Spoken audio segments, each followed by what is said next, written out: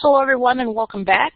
What we're going to do for this last end of Chapter 1, the second portion of the set of notes, is that we're going to go through some of the modern developments in microbiology, and then we are going to talk about emerging infectious diseases. So this session is going to be considerably shorter than our other session was. So these terms here are great fill-in-the-blank types of questions. That bacteriology is the study of bacteria, mycology is the study of fungi, virology the study of viruses, and parasitology the study of protozoa and parasitic worms. All of these different subdisciplines of microbiology we've talked about a little bit. We talked about bacteria and some of the hallmarks of bacteria, that they don't have any membrane-bound organelles or a nucleus. We've talked about fungus, how they, or mycology is the study of fungi, how they have a cell wall like bacteria, but it's made of a different configuration of polysaccharides. We talked a little bit about viruses and how they're considered. We're not really sure if they're living or non-living. And then we talked about those large eukaryotic multicellular animals that we call parasitic worms.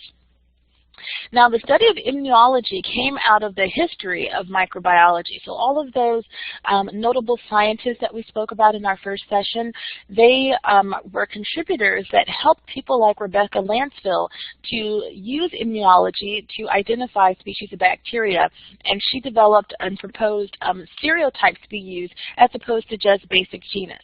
So in a nutshell, E. coli has E. coli, and then you have E. coli 0157. So it's a different strain of that. And doing a serological assay where she was able to look at the antigens or the cell surface markers on the different types of what we would call E. coli, for example, and notice some differences. Because E. coli 0157 is going to be much more fatal and much more toxic than just the E. coli that is in your gut, your toxin it has, or your large intestine. The E. coli 0157 has an additional exoprotein or exotoxin that can make people really sick and can be fatal for really small children and those that are immune compromised or very elderly. We also use the study of immunology to develop vaccinations, as we saw with Edward Jenner and the vaccination of smallpox using cowpox. Bacterial ecology is not something we're going to talk about a whole lot in this semester. We'll talk about it just a little bit in our discussion of bioremediation, but there is a whole discipline and there is a whole career focus in bacterial microbiological ecology. Bacteria can use various types of nutrient sources, including carbon, sulfur, and phosphorus. They can recycle carbon, nutrients, sulfur, and phosphorus to be used informed by plants and animals, because bacteria can, some species, not all species of bacteria, can utilize what we would consider to be more toxic, that would be unusable compounds to get energy from for most plants and animals, but there are some species of bacteria that can use those compounds and their waste products can be usable for plants or animals. One such application of this type of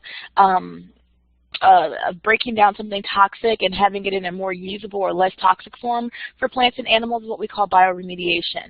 We can have, there's some species of bacteria that can degrade things like organic matter and sewage waste, where for most plants and animals it would just be waste and sewage, so they can recycle it by breaking it down into compounds or amino acids or components that are usable by plants and animals.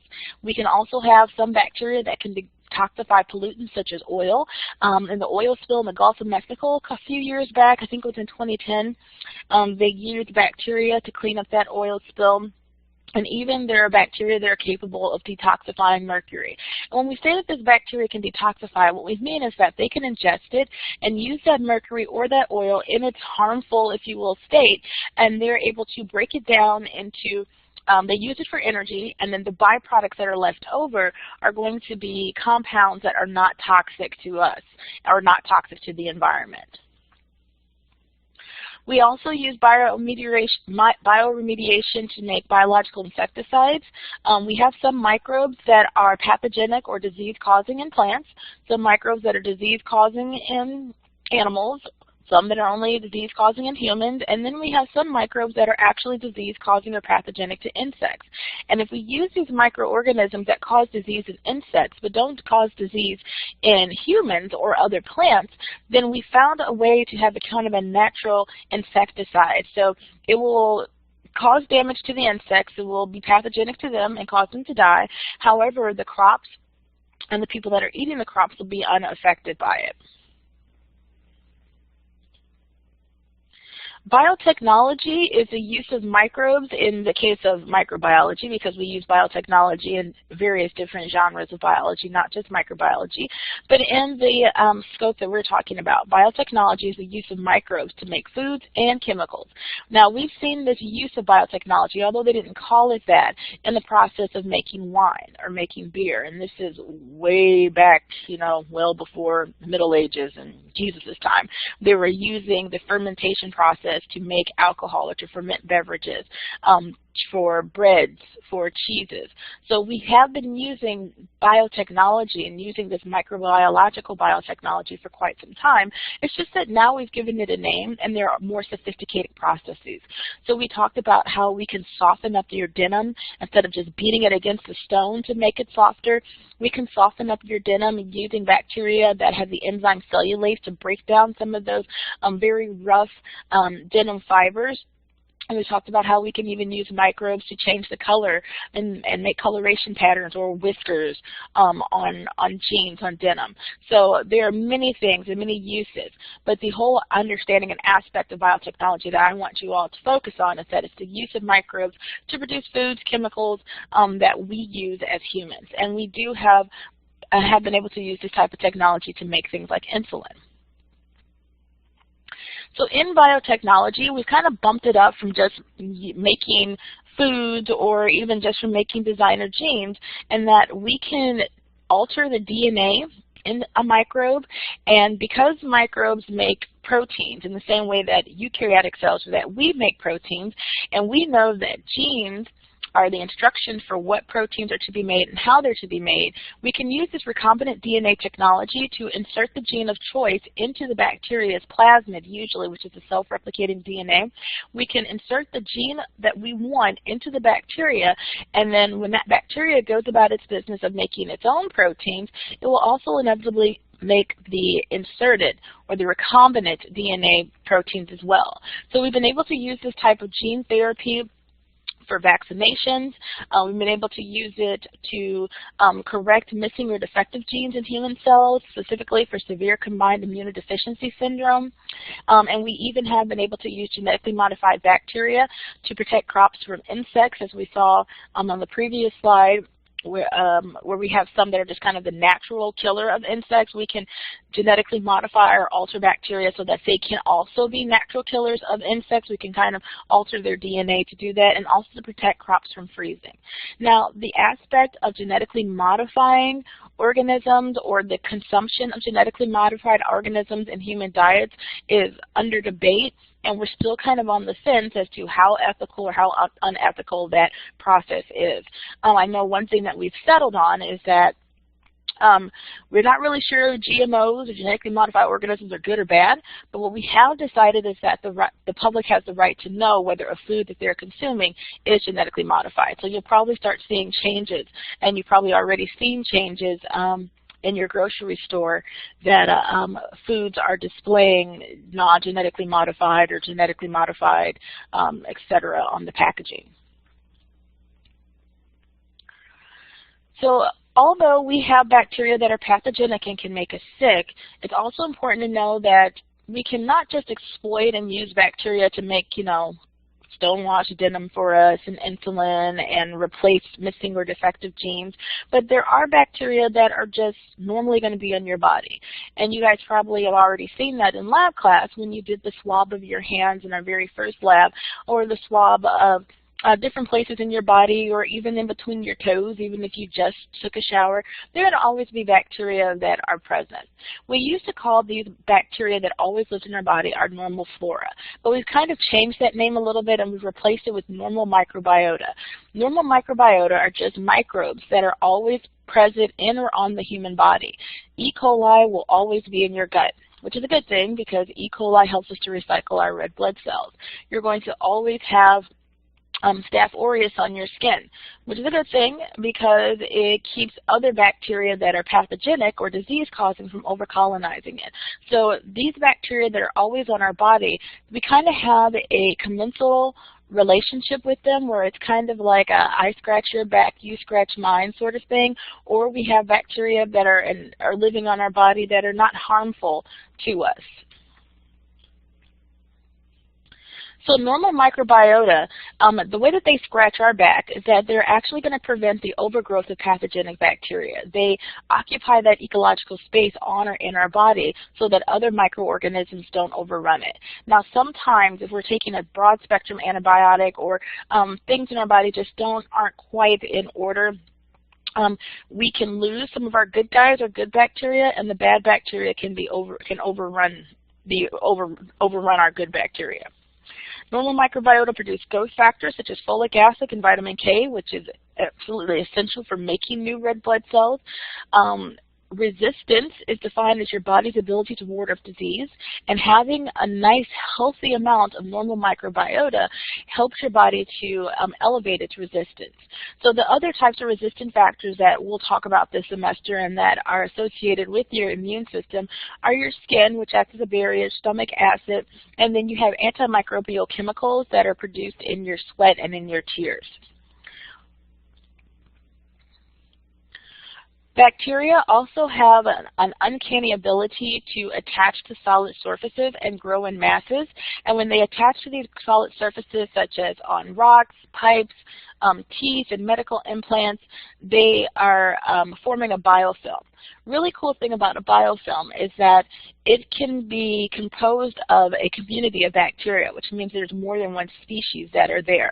Because there's more than one species associated with a biofilm, they can be pretty difficult to get rid of. They can be a little more problematic to deal with because there's more than one species there, and sometimes just one type of antibiotic won't do the trick. You may have to have a couple of rounds of broad-spectrum antibiotics, especially if it's on a medical implant, such as a catheter. These biofilms can cause infectious diseases. They can set up, especially if it's a catheter or it's a biofilm that's formed in a hospital setting. We call those nosocomial diseases or hospital-acquired infections. A lot of times we see the same kinds of nosocomial infections in the hospital, so we have a pretty good understanding of how to treat these biofilms that may grow on the implants or grow on patients, medical implants and things of that nature. But there are other infectious diseases where we don't see them all the time. So we call them an emerging infectious disease, which is a new disease or a disease that we're just seeing increase in incidence. So these next few slides are going to be some examples of emerging infectious disease. And these can also be great topics for your essay portion of your exam. So first type we'll look at is influenza A, and keep in mind this will not be the last time that we see these diseases. It's just an introduction to these emerging infectious diseases. It is a virus. We primarily find it in waterfowl and in poultry. We have yet to see sustained human-to-human transmission, which means that you don't get, and traditionally it's called bird flu, you don't get bird flu and then sneeze on your neighbor and your neighbor gets bird flu, which is a good thing because we're really not exactly sure how to address this issue if we did see sustained human-to-human transmission. Most people that are affected are those that handle birds often, whether you are a researcher, you're an avian researcher, or you are a farmer or in the agricultural industry. And even with those populations, we really just see the immune compromise being more affected by this, this disease. Next one is MRSA, or methicillin-resistant Staph aureus. Keep in mind that we had penicillin developed in the 1950s. At that point in time, we thought we had solved it all, and doctors were prescribing penicillin for everything. So as you can imagine, microbes evolved resistance to penicillin because it was being poorly managed. It was being prescribed when it shouldn't have been prescribed, and it's kind of an evolutionary arms race. We have this really cool medication that kills bacteria. But even in bacterial populations, there are going to be some that aren't affected by it. So those that aren't affected get a chance to become prolific and divide constantly so that penicillin no longer would work on them. During the 1980s, methicillin was developed. A little bit before that, we had methicillin developed, but we started to see in the 1980s methicillin resistance taking place, that even our a little bit more powerful penicillin derivative was unable to deal with some types of bacteria. And even now, we're seeing in the 90s and in the early 2000s what we call superbugs, where we have bacteria that are not only resistant to methicillin, but even to vancomycin, which is one of our more powerful antibiotics.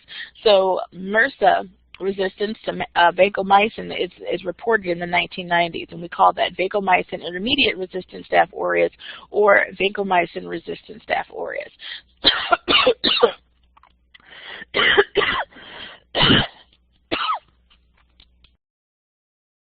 Sorry.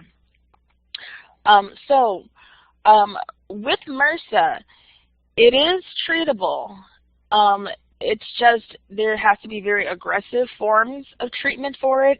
The one thing that physicians are more nervous about with MRSA is because it's highly transmissible from one person to the next.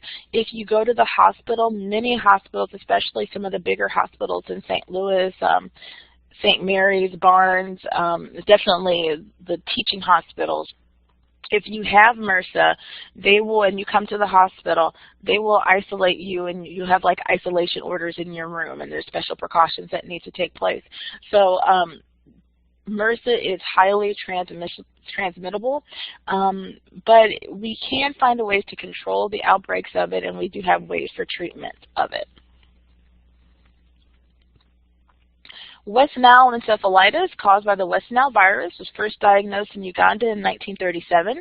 We did see it appear in New York in 1999, and we found that it was mostly associated in non-migratory birds in about 47 states of the United States. These non-migratory birds, we are presuming that they came initially contracted this virus through mosquitoes. Bovine Spongiform Encephalopathy is the only one on this list that's not actually caused by a virus or a bacteria or a protozoan or a fungi. None of the other classes of microorganisms that we talked about in the previous session. It's actually caused by an infectious protein. We call it a prion. Bovine Spongiform Encephalopathy, the common name for this is mad cow disease. We saw huge swaths and outbreaks in the 80s and early 90s. Mad cow disease does not just affect cows, but it will affect them, and the cows kind of exhibit an erratic behavior, and that's why it was coined mad cow disease. They would run their heads into barns, they wouldn't be able to walk, they would just do really strange things. If you were to ingest meat, not always, but if you were to ingest meat from one of these quote-unquote mad cows, there was a chance that you could also develop this spongiform encephalopathy, which basically means that your brain is having holes eaten into it by this infectious prion. Now, in the 80s and 90s, that wasn't the first time that we saw this type of spongiform encephalopathy. We also saw before in humans and characterized it as Creutzfeldt-Jakob's disease, or called it Kuru. There were a population of people, of indigenous peoples, I think it was off the coast of New Guinea or in New Guinea. It was island people that engaged in cannibalism, and they would see this type of spongiform encephalopathy in that group of people.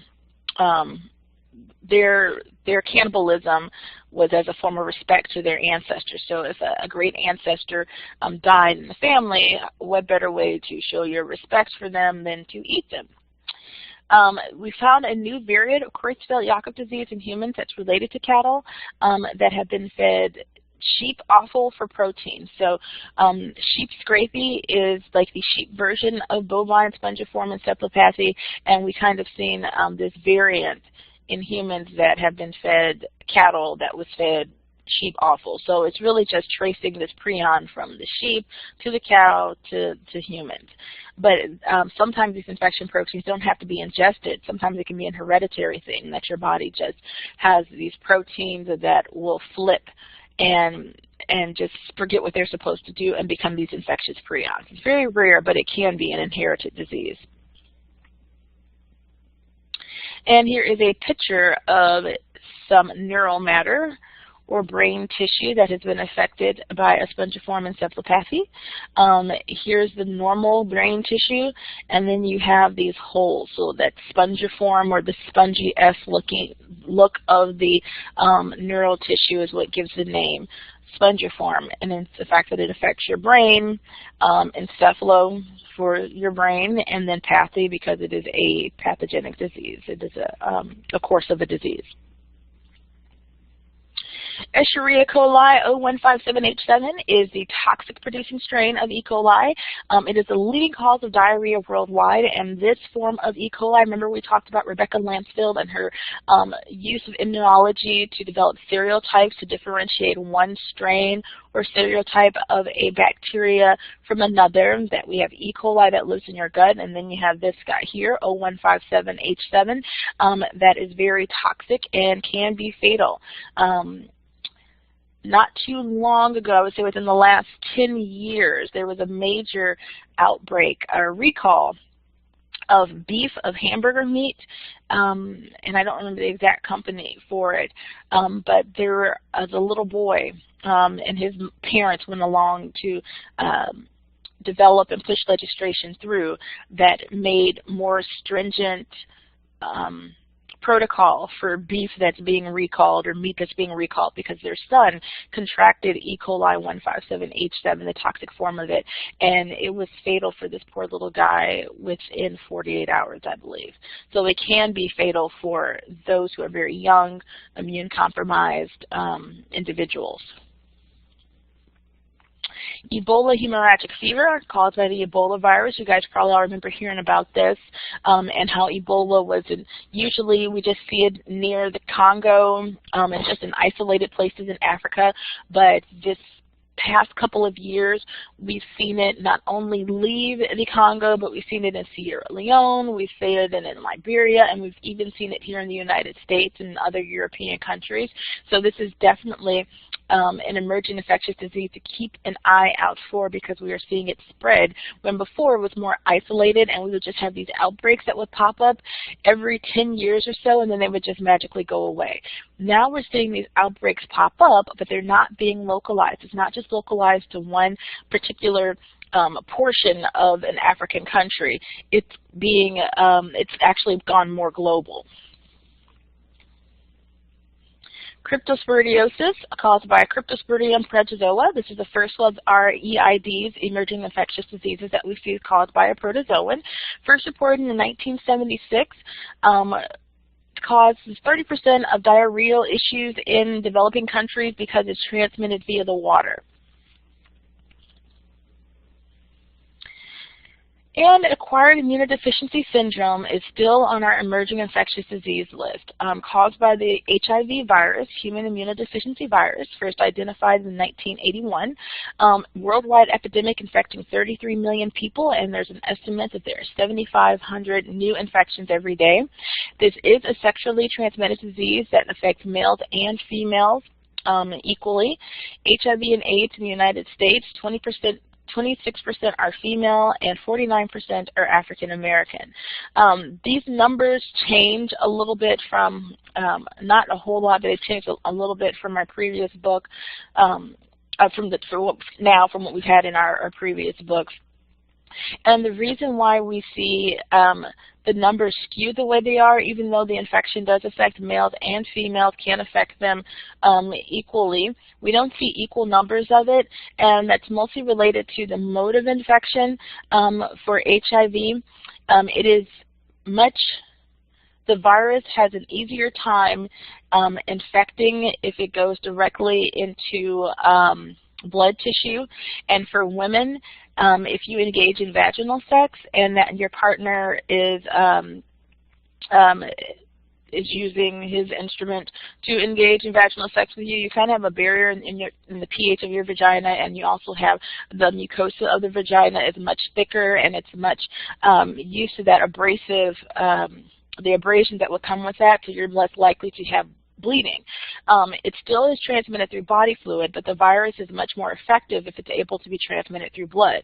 With anal sex, whether it's anal sex female, anal sex male, the tissue of the anus is the simple squamous epithelial cells is much more delicate, and it's more likely to rupture and to bleed, so that the virus that's being transmitted either from either end of this, it's easier to get into the bloodstream. So that's why we kind of see these numbers skewed a bit in this way.